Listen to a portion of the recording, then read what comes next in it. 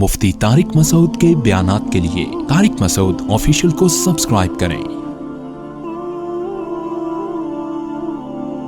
طارق مسعود official.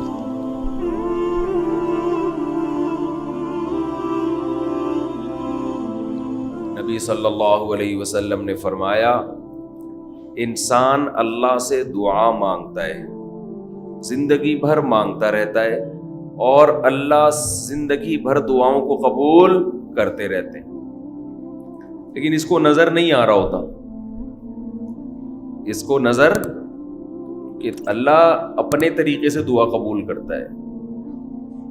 اگر اللہ ایسے دعا قبول کرے نا، آپ نے ادھر کہا ہے اللہ میری تنخواہ ڈبل کر دے، آفس گئے، باس نے کہا کہ جناب نئے وزیر اعظم نے جو اعلان کیا ہے اس کی منظوری ہو گئی، ٹھا ٹھا کر کے ایسے دعائیں قبول ہونا شروع ہو جائیں تو غیب پر ایمان ختم، پھر تو دعا کی ترغیب دینے کی ضرورت ہی نہیں رہے گی۔ سب لوگ مصلی لے کے مسجد میں آ جائیں گے، سارا دن دعائیں مانگتے رہیں گے کہ اللہ سے جو مانگو ملتا ہے، خربوزہ مانگو خربوزہ ملتا ہے، تربوز مانگو تربوز ملتا ہے، افطاری میں پکوڑے مانگو پکوڑے ملتے ہیں، سموسے مانگو، بھوک لگ رہی ہے کیا کریں، سموسے ملتے ہیں، جو مانگو وہ ملتا ہے۔ دعائیں تو لازمی قبول ہوتی ہیں، لیکن انداز وہ ہوتا ہے جو اللہ کرتے ہیں۔ اللہ کہتے ہیں میں اپنے طریقے سے کروں گا۔ اب اس کی بڑی لمبی چوڑی تفصیل ہے کہ کیسے قبول ہوتی ہے۔ بعض دفعہ جو چیز مانگ رہے ہیں اللہ وہی دے دیتا ہے آپ کو، بعض دفعہ اس کا متبادل دے دیتا ہے، آلٹرنیٹ دے دیتا ہے، بعض دفعہ نہ آلٹرنیٹ دیتا ہے نہ وہ چیز دیتا ہے، کوئی مصیبت آنے والی ہوتی ہے، اس دعا کی برکت سے اس مصیبت کو ٹال دیتا ہے۔ آپ اپنے بیٹے کے لیے بچی کے لیے دعا مانگ رہے ہیں اس کو ٹھیک کرتے، وہ ٹھیک نہیں ہوئی لیکن دوسری نے بیمار ہونا تھا، اللہ نے اس سے وبا کو ٹال دیا۔ تو جن کا غیب پر ایمان ہوتا ہے وہ تو مانگتے ہیں، اللہ سے مانگتے ہیں۔ پتہ ہے بھائی یہ ہو نہیں سکتا کہ جس خدا نے کہا ہے کہ میرے سامنے ہاتھ اٹھاؤ، حدیث میں آتا ہے اللہ میں اتنی غیرت ہے کہ جب کوئی اللہ کے سامنے ہاتھ اٹھا کے مانگتا ہے تو اللہ کو خالی ہاتھ لوٹاتے ہوئے حیا آتی ہے۔ بڑے سیٹ کے پاس کوئی بھکاری جائے اور پیسے مانگے اور وہ اس کو دھتکار دے تو بھکاری کہے گا نا یار نام تو بڑا سنا تھا آپ کا، بڑے سخی ہو۔ تو اللہ کو حیا آتی ہے کہ ان ہاتھوں کو خالی لوٹائے، دیتا ہے لازمی۔ تبھی ہم نے اہل اللہ کو دیکھا ہے کہ مانگتے بہت ہیں، بڑی لمبی لمبی دعائیں مانگتے ہیں۔ لوگ ان کو بے وقوف سمجھتے ہیں کہ یار یہ ہر وقت مصلی پہ دعائیں مانگتے رہتے ہیں لمبی لمبی، ملتا تو کچھ ہے نہیں۔ انہیں پتہ ہے کہ یہ بہت ملتا ہے اللہ سے مانگنے سے، لیکن اللہ کا انداز ایسا ہوتا ہے کہ صرف وہ مانگیں جن کو غیب پر یقین ہے۔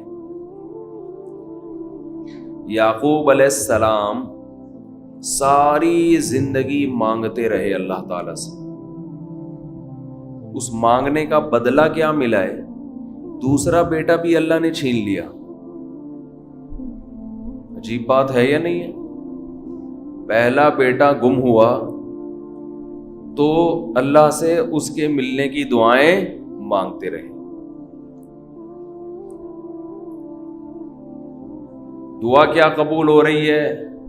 قحط پڑ گیا، کھانے پینے سے بھی گئے، اس سے بڑی مشکل، راشن لینے کے لیے بھیجا مصر اپنے بیٹوں کو، تو دوسرا بیٹا بھی بولو گیا، وہ بھی بادشاہ نے رکھ لی۔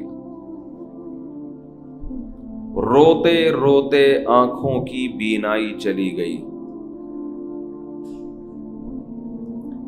آپ کی اولادیں آپ سے کیا کہنے لگی ہیں؟ تاللہ تفتأ تذکر یوسف، اللہ کی قسم آپ یوسف کو ابھی تک یاد رکھا ہوا ہے، حتی تکون حرضا او تکون من الہالکین، آپ کی جان نہ چلی جائے تو زبان سے یہ نہیں کہا کہ میں اللہ سے مانگ مانگ کے تھک گیا ہوں لیکن اللہ دینے کے لیے تیار نہیں ہے، میرا تو دوسرا بیٹا بھی گیا۔ جب دوسرا بیٹا بھی گیا ہے نا، اس وقت یہ الفاظ کہے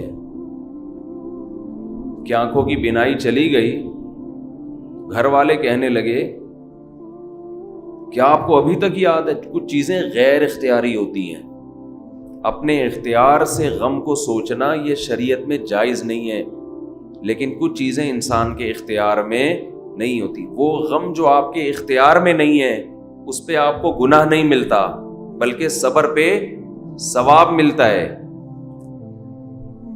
شریعت میں حکم یہ ہے کہ غم کو بھول جاؤ، اس کو ایک ہی چیز کو لے کے مت بیٹھے رہو۔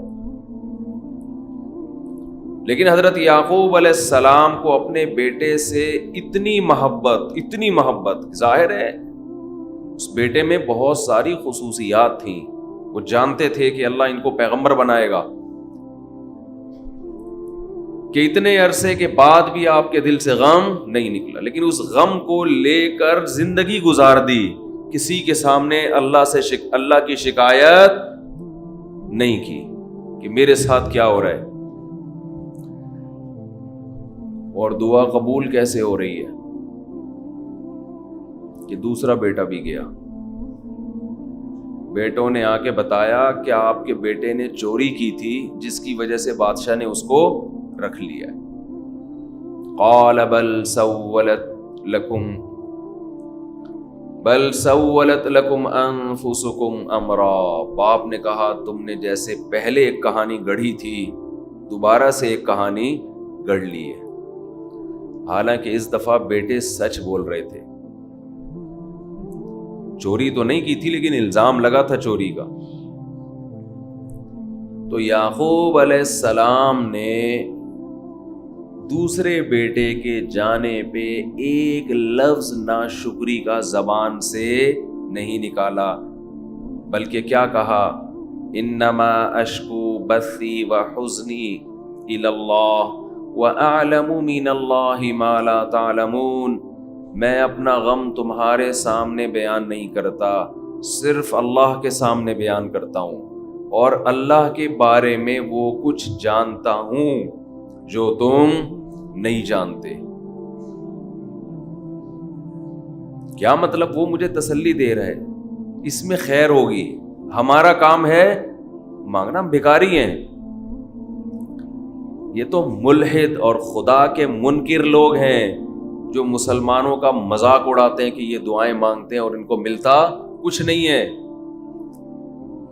او بھائی، ہمیں اس سے غرض ہی نہیں ہے کہ رب کیسے دے رہا ہے،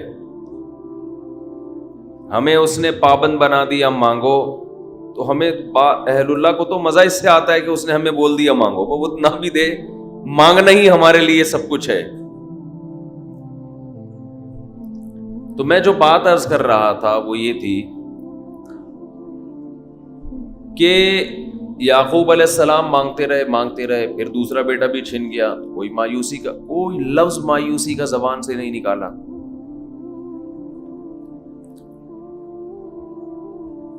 تو حدیث میں آتا ہے کہ ایک بندہ مسلسل دعا مانگتا ہے اور اللہ قبول کرتا ہی رہتا ہے، یہاں تک کہ یہ بندہ ایک دن زبان سے ایک لفظ نکالتا ہے، کیونکہ اس کو وہ قبول ہوتے ہوئے نظر نہیں آ رہی ہوتی نا دعا، یہ زبان سے کیا لفظ نکالتا ہے کہ میں دعا مانگتا ہوں مگر اللہ قبول بولو نہیں کرتا۔ جیسے معاذ اللہ نقل کفر کہ یعقوب علیہ السلام اگر کہہ دیتے کہ اللہ کئی سال سے دعا مانگ رہا تھا بیٹا مل جائے، مگر تو نے تو دوسرا بھی چھین لیا، لہذا ثابت یہ ہوا کہ میں مانگتا تو ہوں لیکن اوپر والا قبول بولو نہیں کرتا۔ اگر یہ لفظ زبان سے نکالتے جیسے کہ آج کل لوگ نکالتے ہیں زبان سے، تو حدیث میں آتا ہے یہ جو جملہ زبان سے نکالا ہے اس کے بعد سے اللہ قبول کرنا چھوڑ دیتے ہیں۔ اس سے پہلے ہو رہی تھی. آپ نے یہ لفظ کہہ دیا اس کو ہلکا سمجھ کے. اللہ کے ترازو میں یہ کلمہ، یہ چھوٹا سا جملہ بہت بھاری ہے اللہ کی غضب کو دعوت دینے کے لیے. اللہ کہتے ہیں مجھے تانا دے دیا کہ میں قبول نہیں کرتا. گھروں میں جھگڑا ہوتا ہے نا، عورت کہتی ہے مرد کھلا کھلا کے تھک جائے، بیوی کہتی ہے ہاتھ تنگ کیا ہوا ہے کھلاتے نہیں ہو. بعض دفعہ آدمی کو غصہ آتا ہے کہ اب میں ہاتھ اپنا تنگ کر کے دکھاؤں گا، اب انڈے نہیں لے کر آؤں. میں کہتا ہوں چنگیز خان بھی، اگر کوئی چنگیز خان کی اولاد ہے نا، اس میں بھی اتنی طاقت نہیں ہے کہ بیوی کہے کہ 6 انڈے چاہیے اور وہ ان 6 کو 4 کر کے دکھا دے کہ نہیں آج 4 انڈے آئیں گے 6 نہیں آئیں گے. کوئی ہے ایسا مائی کا لال؟ کوئی ایسا مائی کا لال پیدا نہیں ہوا. تو استنبول کیسے فتح کرو گے؟ استنبول کیسے فتح کرو؟ سلطان محمد فاتح نے استنبول فتح کیا تھا نا. ایک بڑے بزرگ نے بڑی اچھی بات کہی کہ فرعون نے ہزاروں بچوں کو قتل کیا اور بنی اسرائیل کے نا، لیکن موسیٰ علیہ السلام جب صندوق سے نکلے فرعون نے ارادہ کیا اس کو بھی قتل کروں. فرعون کی بیوی نے کہا لا تقتلوہ، اسے قتل مت کرو. فرعون نے کہا اچھا. فرعون نے کیا کہا؟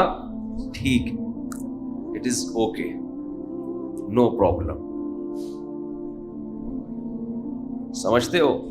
تو یہ ہمارے لیے بڑی تسلی کی بات ہے، یہ ہمارے لیے بڑی تسلی کی بات کہ جب فرعون جیسا آدمی گھر میں فرعون نہیں تھا تو ہم اور آپ کس کھیت کی مولی ہیں یار. چلتے رہو جیسے زندگی گزار رہے ہو، جتنے انڈے کہے ہیں اتنے لے آیا. خیر، میں یہ عرض کر رہا تھا کہ بعض گناہوں کو انسان ہلکا سمجھتا ہے، بعض لفظوں کو انسان ہلکا سمجھتا ہے. اللہ کی نظر میں وہ لفظ بھی بہت بھاری ہوتے ہیں، وہ گناہ بھی بہت بھاری ہوتے ہیں.